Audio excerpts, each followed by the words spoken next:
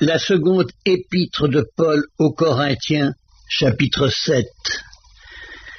Ayant donc de telles promesses, bien-aimés, purifions-nous de toute souillure de la chair et de l'esprit, en achevant notre sanctification dans la crainte de Dieu.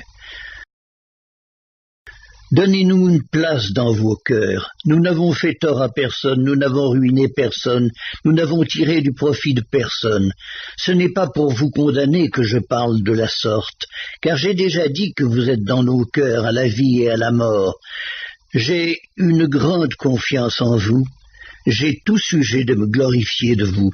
Je suis rempli de consolation, je suis comblé de joie au milieu de toutes nos tribulations. Car depuis notre arrivée en Macédoine, notre chair n'eut aucun repos. Nous étions affligés de toute manière, luttes au dehors, craintes au dedans. Mais Dieu qui console ceux qui sont abattus, nous a consolés par l'arrivée de Tite, et non seulement par son arrivée, mais encore par la consolation que Tite lui-même ressentait à votre sujet. Il nous a raconté votre ardent désir, vos larmes, votre zèle pour moi, en sorte que ma joie a été d'autant plus grande. Quoique je vous ai attristé par ma lettre, je ne me repens pas.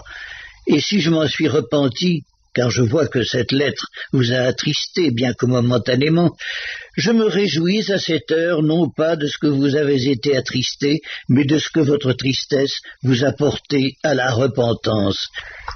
Car vous avez été attristé selon Dieu afin de ne recevoir de notre part aucun dommage.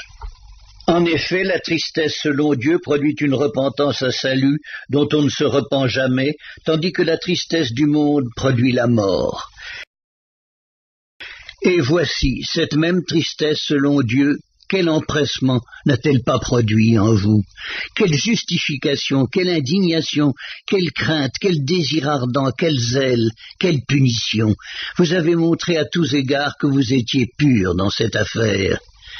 Si donc je vous ai écrit, ce n'était ni à cause de celui qui a fait de l'injure, ni à cause de celui qui l'a reçu.